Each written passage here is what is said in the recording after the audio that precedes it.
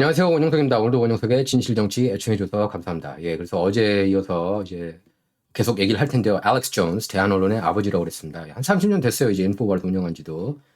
100여 개 플랫폼에서 날라갔죠. 그거는 제가 분명하게 얘기할 수 있습니다. 알렉스 존스가 유튜브, 트위터, 페이스북, 인스타그램에서 날라간 등, 애플 마찬가지고, 날라간 이유는 트럼프가 당선됐기 때문입니다. 그에 대한 대가. 그러니까 트럼프가 2016년에 당선된 이유가 이제 알렉스 존스라고 본 거예요. 메인스트림 미디어 딥스테이트에서는. 그래서 계속 이 사람을 타겟한 겁니다. 이제 최근에 이제 컴백을 하고 있어요. 곳곳. 특히 이번에 이제 트위터, X, 일론 머스크가 그동안에 알렉스 존스만큼은 복원시킬 수 없다고 그랬거든요. 샌디훅 사건 때문에. 왜냐면 샌디훅 초등학교 그게 그 난사 사건이 짜고 친 고스톱이라는 식으로 이제 그렇게 그런 의혹을 제기했죠. 알렉스 존스가. 근데 곧바로 정정을 했어요. 근데 정정한 거는 무시하고 딥스테이트 진영에서 이제 어떻게든 알렉스 존스 목소리를 틀어막으려고 한 거죠. 하지만 이제 거기에 대해서 이제 일론 머스크가 그것 때문에 내가 복원 못 시키겠다 그랬는데 어제 비로소 트위터에 계정을 복원시켰습니다. 근데 이제 그런 것 같아요. 일론 머스크가 파고 파다 보니까 최근에 이제 정계 쪽에 관심이 많지 않습니까? 근데 파고 파다 보니까 알렉스 존스가 하는 말이 다 맞는 거예요. 예상한 것도 마치 귀신처럼 이렇게 맞추고 제가 어제 사례들을 여러분께 전해드렸어요. 일론 머스크하고 이제 알렉스 존스가 인터뷰를 했습니다. 엄청난 인터뷰예요. 제가 볼 때는 올해 인터뷰 중에 가장 최고의 인터뷰가 아닌가 그렇게 생각이 드는데 어쨌든 알렉스 존스하고 일론 머스크 표현의 자유 앞장서는 그런 사람들이고 어쨌든 일론 머스크도 저는 지금까지 행보를 보면은 마음에 들어요. 특히 이제 트위터 파일 공개하면서 트위터 사들인 다음에 사람들한테 표현의 자유를 누릴 수 있게 한 데 대해서 저희들이 다 감사를 해야 된다고 봐요. 일론 머스크한테는. 자, 그래서 알렉스 존스하고 일론 머스크가 어떤 얘기를 주고받았는지 한번 보겠습니다. 우리 이제 주로 인류의 미래에 대해서 이렇게 상의를 했습니다. 이 인터뷰 자리에는 이제 마이클 플린 전 국가안보본 장관, 그리고 앤드루 테이트, 그리고 맷 게이츠 연방하원의원, 맷 게이츠 덕분에 이제 케빈 머카르티가 나가고 마이크 존스가 새 연방하원의장이 됐죠. 그리고 비베이크 라마스와미 대선 후보, 공화당 대선 후보 비베이크 라마스와미도 참석을 했습니다. 이 사람이 이제 앤드루 테이트인데 여러분께서 잘 모르실 겁니다. 영국계 미국인 인플루언서이고 사업가이자 전직 킥복싱 선수입니다. 유튜브에서 이 사람이 아마 제가 알고 있기로는 2020년 한 달 동안 전 세계 조회 1위였던 걸로 그렇게 기억을 해요. 아마 그 해 2020년 전체 조회 1위였나 한 달이었는지 1년이었는지 제가 자세히 기억이 안 납니다. 근데 제가 그때 한번 봤어요. 서치를 가장 많이 받은 그런 인물로 그 정도로 화제를 모은 사람입니다. 그래서 아버지 영향을 받아서 5살 때 체스를 배웠고 어린 시절 성인 토너먼트에 출전했습니다. 현재 루마니아에 거주하고 있고 종교는 이슬람교예요. 근데 이제 대한우파 그런 성향이고 이렇게 남성성, 마초, 치이스모, 알파메어 이런 성향이에요. 그리고 그런 점을 굉장히 강조를 합니다. 젊은 남성 팬이 많아요. 이제 일론 머스크하고 알렉스 존스 인터뷰가 왜 큰 의미가 있냐면 어쨌든 이제 일론 머스크 그동안에 이제 메인스트림 미디어 그리고 대다수 한국 한인 언론 보면 이렇게 그대로 번역 보도를 했는데 이제 그렇게 얘기를 하죠. 음모론자다. 근데 이런 사람을 이제 메인스트림으로 이렇게 다시 끌어올린 거예요. 일론 머스크가. 그리고 대다수 한국 한인 언론들은 여러분께서 아시겠지만 메인스트림 미디어를 신으로 이렇게 떠받들고 있어요. 여전히. 예.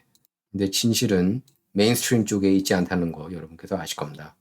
자, 알렉스 존스를 이제 복원시키면서 일론 머스크한테 감사를 이렇게 표명한 사람들이 많이 있습니다. 트위터 보면은 어쨌든 이거 보면은 44 billion dollars 440억 달러를 줬죠. 그 트위터 사는 데 있어서 일론 머스크. 그래서 440억은 트위터를 사기 위한 돈이 아니었다. 표현의 자유를 다시 복원시키기 위한 비용이었다. 이렇게 밈이 이렇게 올라와 있습니다. 일론 머스크가 이제 인터뷰에서 얘기하는 거 보면은 FBI가 자기한테 나쁜 짓 하라고 시키면은 자기는 교도소에 갈 각오도 돼 있다. 절대로 FBI 말을 그대로 따를 수가 없다. 이렇게 얘기를 한 거예요. FBI가 트럼프 러시아 내통 스캔들 조작에 가담했던 거 여러분께서 너무나 잘 아실 겁니다. 뿐만 아니라 헌터 바이든에 관련된 진실도 막았죠. 이렇게 나왔습니다. 예, 칼린 로가 트윗을 올렸는데 Elon Musk says he is prepared to go to prison if the FBI comes to him in 2024 and tells him to illegally censor information similarly to what they did with the Hunter Biden laptop story in 2020. 2020년에 헌터 바이든 랩탑이 나왔는데 그 랩탑이 나왔을 때 FBI는 러시아가 이거 조작한 거다 이런 식으로 말도 안 되는 내러티브를 깔았습니다. 그걸 메인스트림 미디어가 이제 그대로 받았고 대다수 한인 언론도 그대로 이제 그걸 인용을 했죠. 잭 포소비에게 이렇게 물어본 겁니다. 일론 머스크한테 그 어떻게 할 거냐 FBI와 이런 식으로 나오면은 거기에 대해서 이제 일론 머스크가 이렇게 얘기를 한 겁니다. If I think a government agency is breaking the law and there are demands on the platform, I would be prepared to go to prison personally if I think they are the ones breaking the law. FBI가 법을 위반한다고 생각하면은 그럼 그들의 말을 따르지 않겠다는 겁니다. 그래서 교도소도 갈 각오가 돼 있다고 얘기를 한 거예요. FBI가 트위터한테 이것저것 정보 내려라. 특히 이제 코로나 관련해서 그런 게 많이 있었거든요. 코로나뿐만 아니라 코로나보다는 이제 저기죠. 헌터 바이든 관련돼서 그죠? 이런저런 정보 내려라고 압력을 넣었습니다. 근데 이제 거기에 대해서 일론 머스크는 FBI한테 불응하겠다고 얘기를 한 거예요. 그런 비슷한 시츄에이션이 오면은 법적으로 아무 하자가 없는 그런 컨텐츠를 올리는데 그거를 내리라. 이건 말도 안 된다는 겁니다. 알렉스 존스도 트위터에 돌아온 소감에 대해서 이렇게 얘기를 했습니다. I plan to be extremely careful.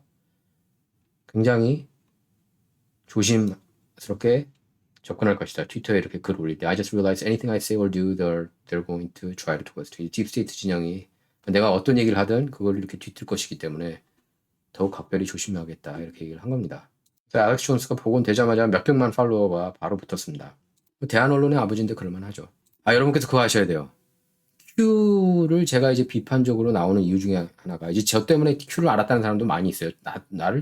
저를 통해서 Q를 알았다. 근데 Q 무브먼트가 워낙 그때 커지고 있었고 또 Q 포스트에 오르는 컨텐츠 중에 진짜도 많이 있었거든요. 하지만 제가 이제 가장 부정적으로 바라보는 이유 중에 하나가 Q가 알렉스 존스를 유독 공격을 많이 했다는 겁니다. 알렉스 존스가 무슨 이스라엘 모사드 요원이라는 이런 말도 안 되는 내러티브를 끄집어냈어요. 론 와킨스가 전 끄집어냈다고 봅니다. 그리고 그걸로 인해서 지금 아직도 군부가 장악하고 있고 트럼프가 다 여기저기 장악하고 있다는 듯이 그렇게 믿고 있는 사람이 여전히 은근히 많고 리오라 뉴스 믿는 사람도 여전히 있는 것 같아요. 완전 소설인데. 얼마 전에 비베이크 라마스와미도 알렉스 존스하고 인터뷰를 했죠. 자기 팟캐스트에서. 그래서 축하의 말을 이렇게 전했습니다. 그리고 트럼프가 암살될 것 같느냐 뭐 이런 얘기도 나왔는데 이제 여기 이렇게 나오죠. Elon Musk and Alex Jones discuss Elon for president and deep state killing Trump. 그러니까 원래 일론 머스크는 남아공 출신이라서 남아공에서 태어나서 미국 대통령에 도전을 할 수가 없죠. 근데 물어봤어요. 알렉스 존스가 Whatever happens with Trump down the road, should we change the constitution so you can run for president? 미국 헌법을 바꿔서라도 이렇게 당신이 출마할 수 있게 대통령으로 대통령 선거에 출마할 수 있게 법을 바꿔야 되느냐? Would you ever think about that? 생각해 본 적 있느냐? I would not like to be president. 대통령 관심 없다. I would just like to build things. 뭐 만들기를 좋아하고 that are further civilization. 이렇게 얘기를 했어요. 뭐 문명 발달에 더 관심이 있다는 얘기입니다. 그러면서 Are you concerned if the deep state establishment we know it's not just one group is able to kill Trump or not? 딥스테이트 진영이 그러니까 이제 여러 그룹이 있는데 이들이 트럼프를 암살하는 것에 대해서 걱정하느냐? 그러니까 You seem to be quite concerned that people will try to assassinate Trump. 일란이 그렇게 얘기를 합니다. 알렉스한테. 내가 볼 때 너가 트럼프가 암살당할까봐 걱정하는 것 같은데 많이 걱정하는 것 같은데 나는 걱정하지 않는다. I'm against assassination. 암살은 반대다. 이렇게 얘기를 했습니다. Generally라고 또 표현했어요. 일반적으로 암살을 반대한다고 얘기를 했습니다. 그리고 이제 일론 머스크가 뉴럴링크 칩을 만들고 있는데 이거에 대해서 이제 우려하는 사람이 많잖아요. 그리고 솔직히 개신교신자들은 이제 이게 666으로 가는 완전 그 코스 아니냐 뭐 이렇게 얘기를 하고 있는데 일란도 안 와봐요. 그래서 걱정하는 거 많이 안다. 그거에 대해서. 근데 시간이 꽤 오래 걸릴 것이다. 그게 완성되는 데 있어서 그렇게 얘기를 했습니다. 알렉스 존스도 여기에 대해서 이제 긍정적으로 얘기를 했어요. 아니 뉴럴링크 같은 경우 필요하다. 이게 이제 자기 삼촌이 이렇게 오토바이 사고를 당해가지고 죽기 일부 직전까지 갔는데 그리고 걸을 수도 없었고요. 여기 보면은 뭐 뉴럴링크 때문이라고는 얘기를 안 했지만 이미 뭐 쓰여지고 있잖아요. 그죠? 근데 이제 다시 걸을 수 있게 됐다. 그리고 그는 행복하다. 걷고 말할 수가 있어서 그렇게 얘기를 했습니다. 그러면서 그렇게 부정적으로 보지 않는다고 얘기를 한 거예요. 저기 알렉스 존스가 일론 머스크한테. 그리고 이제 주요 인물들이 이렇게 자살당한다고 생각을 해서인지 알렉스 존스가 그런 의혹을 많이 제기하지 않았습니까? 그래서 이렇게 얘기를 했습니다. Trump will never commit suicide.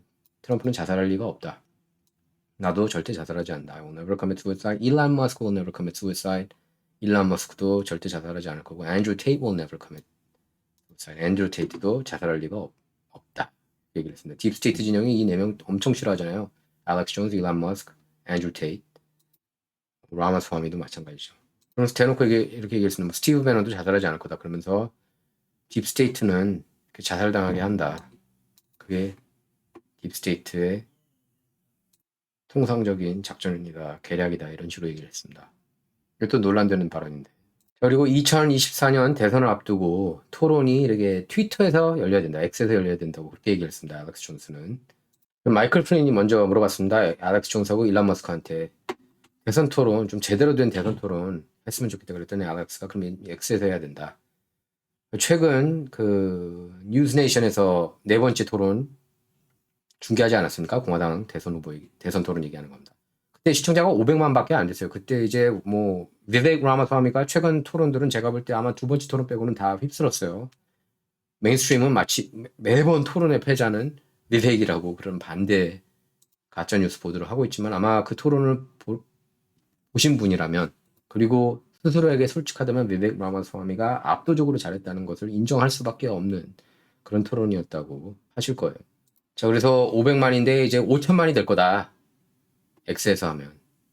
자꾸 공룡 미디어, 그러니까 레거시 미디어, 뭐 메인스트림 미디어 얘기하는 하는 거예요. 뭐 공중파, CBS, 뭐 MBC, ABC, 뭐 CNN, 팍스뉴스 이런 데만 할 게 아니라 이제 X에서 하자. 훨씬 더 많은 사람이 볼 거다. 저도 그렇게 생각합니다.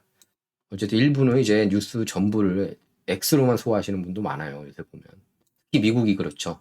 근데 2024년 대선에 일론 머스크는 약간 이제 민주당이 좀 더 유리하다는 식으로 얘기를 하는 것 같아요. 공화당이 이기기 쉽지 않을 거다. 그래서 2023년 앙코르가 될 거다라는 식으로 이렇게 우려를 나타냈습니다.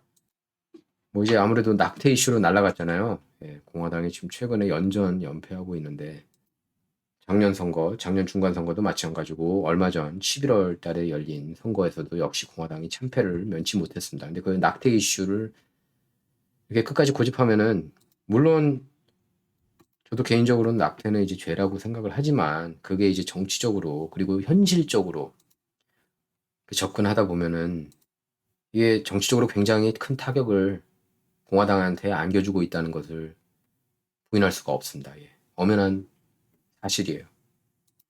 그래서 큰 그림을 이길 필요가 있다고 저는 봅니다. 그러니까 낙태 이슈도 중요하지만 저는 미국에서 가장 중요한 이슈가 낙태라고 보지는 않아요. 예. 당장 이 세상에서 살고 있는 사람들이 좀 살만한 그런 세상을 만들어야 되는 거 아닙니까? 그리고 알렉스 존스가 일론 머스크를 축해 세웠습니다. 뭐 아무래도 자기를 X에서 이렇게 복원시켰으니까 트위터에 복원시켰으니까 뭐 좋게 얘기를 하겠죠. 일론 머스크 보면 기분이 좋겠죠. 그래서 Christ says you judge a tree by its fruits and the fruit coming out of Musk is all good. It is really amazing what he has been able to do. 극찬을 했습니다. 일론 머스크에 대해서 표현의 자유, 수호신이라는 식으로 그러니까 이렇게 얘기를 한 겁니다. 성경까지 인용해서 예수님은 열매로 나무를 판단하라고 하셨는데 머스크에서 나오는 열매는 모두 선하다.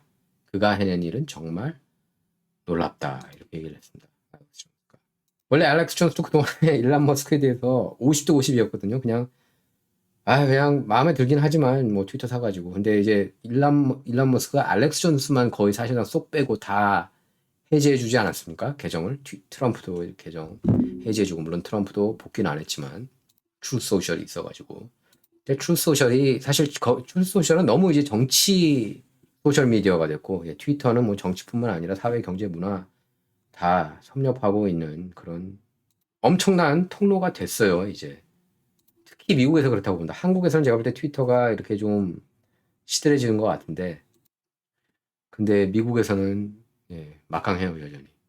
뭐 메인스트림에서는 뭐 광고 많이 잃었다 이렇게 떠들고 있지만 제가 볼 때는 아마 정말 이게 정신이 제대로 박힌 사람들은 지금 트위터가 더 훨씬 더 예전보다 다고 얘기를 했을 겁니다. 아마 2010 그리고 그래요. 2016년 대선 사이클 때 트럼프가 이길 수 있었던 주요 원인 중 하나가 트위터였습니다. 이제 뭐 코로나19 나오면서 이제 트럼프에 대한 목소리도 이제 제재에 들어가기 시작했었는데 그때 트위터 완전히 장난 아니었어요. 완전 표현의 자유 무대였습니다. 예, 2016년 대선 사이클뿐만 아니라 그 전부터. 예. 그래서 이제 거기 각종 음모론도 나오긴 했지만 각종 진실들도 나왔죠. 그래서 충격받은 사람이 많았어요. 트위터 통해서. 특히 이제 피자 게이트가 이제 트위터 통해서 더더욱 뻥뻥 터져 나왔죠. 예.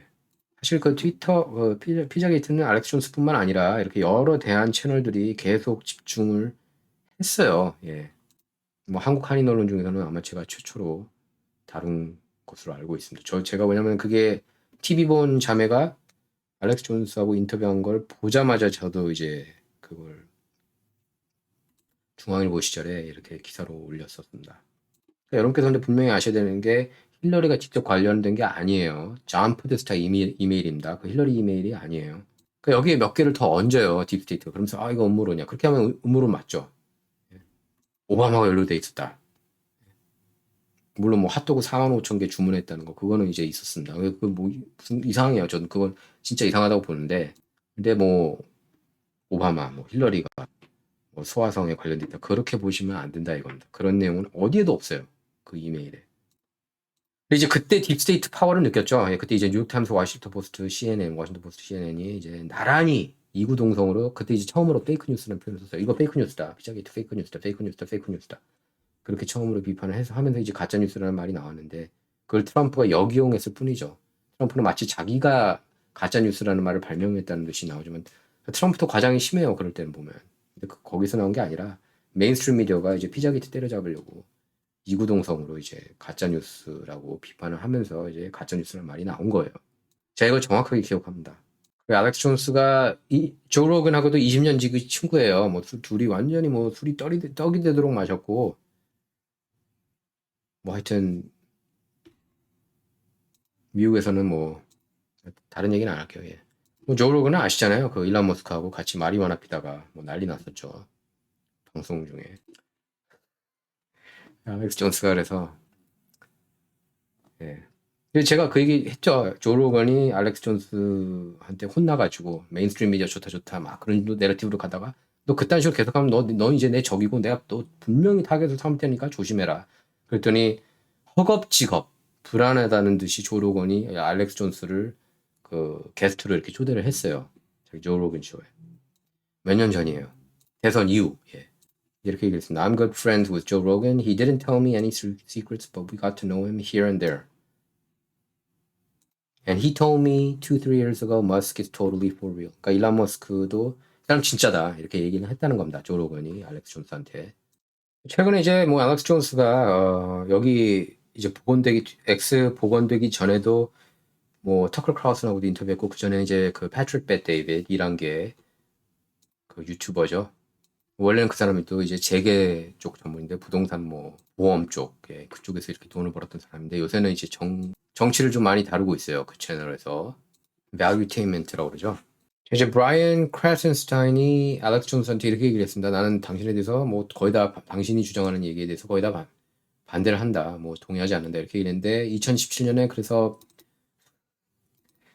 알렉스 존스가 이렇게 밴 됐습니다. 여러 곳에서 이제 거의 뭐 블랙리스트에 올랐죠. 딥스테이트 블랙리스트 탑으로. 왜 그랬겠습니까? 2017년에 왜 그랬겠어요? 트럼프가 당선 안 됐으면 그대로 갔어요. 알렉스 존스도. 그러면 뭐 지금쯤 유튜버 뭐 제가 볼 때는 아마 유튜브 역사상 뭐 가장 많은 그런 팔로워들도 기록을 했을 거예요. 서브스크라이버 구독자들도. 이제 입을 틀어막은 거죠. 야, 너 때문에 시작이 다 알려줬잖아. 뭐, 응? 너 때문에 위키리크스 사람들이 모르고 있는 위키리크스 네가 자꾸 떠들니까 그렇지. 너 때문에 보히미안 그룹 이런 거 알려줬잖아. 왜 거기 나파밸리 가가지고 그 엘리트들이 부엉이 앞에서 이렇게 악마 숭상하고 이런 걸 너 왜 찍어? 이거예요, 이거. 왜 스피릿 쿠킹 이런 내용 나온 거 왜 굳이 공개해야 돼? 뭐 이런 얘기들도 했고. 그 위키리크스가 아마 그런 내용도 있던 걸로 기억합니다. 그 삼성 스마트 TV가 이렇게 사람들을 스파이할 수 있다. 사찰할 수 있다. 예, 그 내용도 이제 그 내용은 이제 많이 알려졌죠. 위키리크에서 머드 세븐에 나왔던 내용으로 기억하는데 뭐 이제 알렉스 존스도 다뤘었죠. 이제 브라이언이 그렇게 얘기를 한 거예요. 그때 찬성을 했는데 2017년에 알렉스 존스가 밴당하는 거를 2019년에 우리도 밴당했다. 그런데 우리를 위해서 싸워준 사람은 당신밖에 없었다. 그게 알렉스 존스였다는 겁니다. 감사를 표명했어요. 이 자리에서.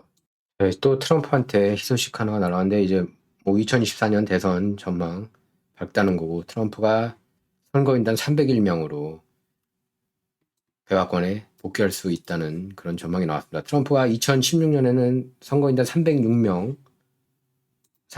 승리했는데 이제 막상 공식 발표할 때는 또 2명이 이탈했죠. 난리법도 부려가지고 선거인단이 안 찍어도 된다. 뭐 연예인들이 그때 막 광고 찍고 그러지 않았습니까? 그러니까 지네는 그렇게 막 선거 부정하면서 말이죠. 예? 기억하실 거예요. 2016년 대선 부정하고 연예인들이 선거인단 그대로 찍지 말라. 딴 사람 찍어라. 트럼프가 대통령 되는 거 막을 수 있다.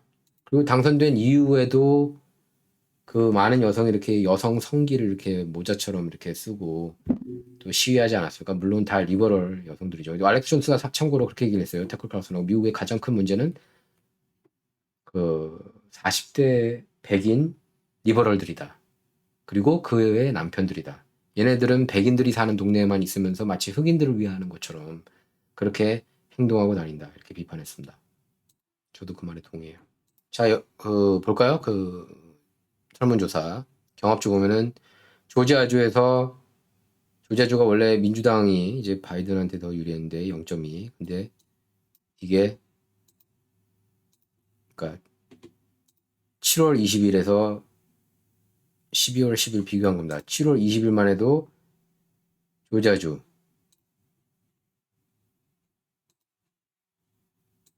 민주당이 0.2 앞섰는데 바이든이 근데 지금 공화당 5.7포인트 앞선 걸로 나왔고 애리조나에서도 1.2 앞선 걸로 나왔는데 지난 7월만 해도 근데 이제 가장 최근 여론조사에서 역시 공화당 4.9%포인트 앞서는 것 트럼프가 앞서는 것으로 나왔고요. 네바다주에서도 이 네바다주도 이게 의미가 커요. 예, 네바다주는 당연히 민주당 쪽으로 갈 거라고 생각했는데 2.7 근데 이제 트럼프 쪽으로 2.7 갔고요.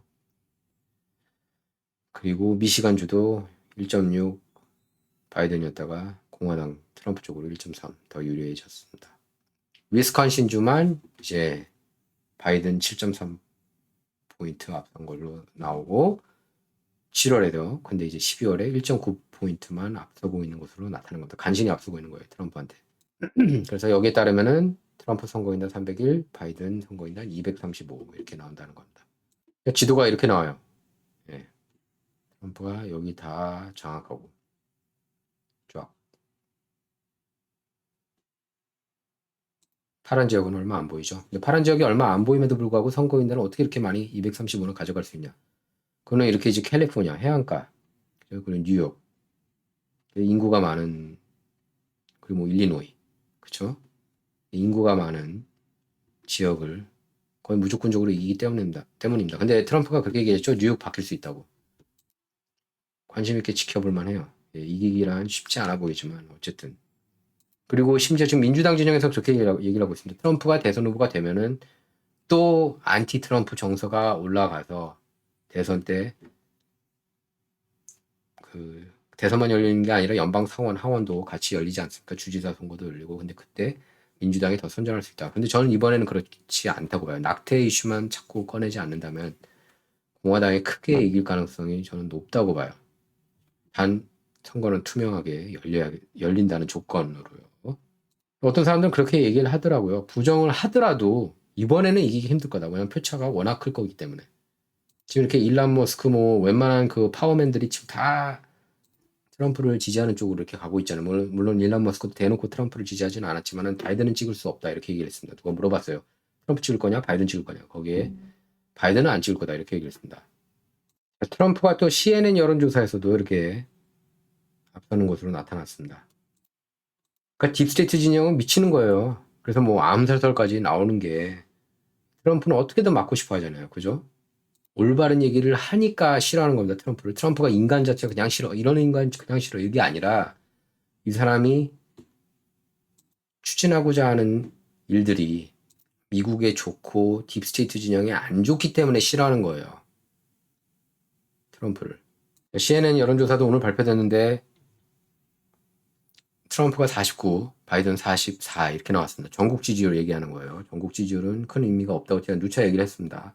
근데 물론 이제 딥블루 스테이트에서 공화당 표가 얼마나 많이 나오냐, 트럼프 표가 얼마나 많이 나오느냐, 이거는 중요하다고 봐요. 좀 캘리포니아 뭐 이런 하와이 같은 주에서도, 하와이도 제가 볼 때는 상황이 바뀔 수가 있어요. 그때 산불 이슈 이후로 많이 깨어난 것 같아요, 사람들이. 그러니까 캘리포니아, 뉴욕, 오레곤 이런 주에서도 어떤 비율로 이렇게 공화당 진영, 트럼프 진영이 치고 나오느냐, 그게 중요해요. 그래서 그 표를 다 투표에 다 참여를 해야 됩니다. 예. 어차피 캘리포니아에서는 안 될 거야 하더라도 그렇게 한 표 한 표가 모이면은 희망을 주거든요. 아, 다음에는 가능하겠구나. 뉴욕이 지금 그렇지 않습니까? 얼마 전에 주지사 선거 때 5%포인트 미만으로 이렇게 차이가 생각보다 많이 안 났잖아요. 자, 미시간주도 굉장히 중요합니다. 제가 2016년 대선 사이클 때 제일 중요하게 봤던 주가 미시간이었어요. 왜냐하면 트럼프가 러스트벨트 강조했죠. 러스트벨트는 뭡니까? 이렇게 제조업 강조했던 그런 주들이 이렇게 중국한테 일자리 많이 뺏겼잖아요. 그렇죠? 멕시코하고. 트럼프가 입만 열면 관세 때려야 된다 이런데, 그리고 제조업 살려야 된다. 제조업이 제일 중요하다고 얘기했습니다. 트럼프는 거의 사실상. 이제 딥스테이트 진영은 제조업 버려. 그냥 뭐 딴 데 줘. 후진국이나 개발도상국 줘. 뭐 이런 마인드잖아요. 마진이 커지니까 기업들이.